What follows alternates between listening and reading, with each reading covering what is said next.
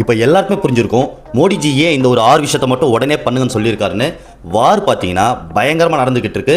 நம்ம இந்தியாவோட பொருளாதாரம் கண்டிப்பாக பிரச்சனை வரும் அப்படின்றதுக்காக இந்த ஒரு 6 விஷயத்தை பண்ணால் மட்டும்தான் பொருளாதாரத்தை கட்டுப்படுத்த முடியும் அப்படின்னு சொல்லியிருந்தாரு.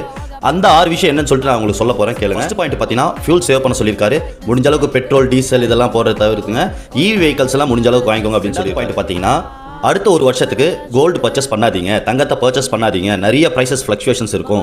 ஸோ அடுத்த ஒரு வருஷத்துக்கு தங்கத்தை வாங்காதீங்க அப்படின்னு சொல்லியிருக்காரு. மூணாவது பாயிண்ட் பார்த்தீங்கன்னா ஃபாரின் ட்ரிப்ஸ் எல்லாம் கேன்சல் பண்ணுங்க. ஏதாச்சும் நீங்கள் இப்போ பிளான் பண்ணுறீங்க ஃபாரின் போகிற மாதிரி இருக்குது, வெளிநாட்டுகள் போகிற மாதிரி இருக்குன்னா கண்டிப்பாக அதெல்லாம் அவாய்ட் பண்ணுங்கன்னு சொல்லியிருக்காரு. நாலாவது பாயிண்ட் பார்த்தீங்கன்னா முடிஞ்ச அளவுக்கு இந்தியன் மக்கள் எல்லாருமே பப்ளிக் டிரான்ஸ்போர்ட்டை யூஸ் பண்ண சொல்லியிருக்காரு.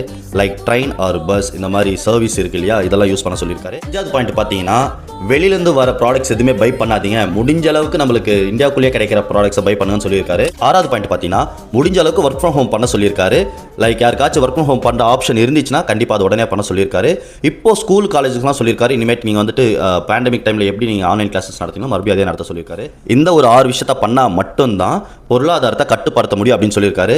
மக்களான நீங்கள் சொல்லுங்கள், இந்த 6 விஷயத்தை பண்ணால் நம்மளால் பொருளாதாரத்தை கட்டுப்படுத்த முடியுமான்னு கமெண்ட் செக்ஷனில் கமெண்ட் பண்ணுங்கள். அடுத்த வீடியோவில் பார்க்கலாம். Bye bye.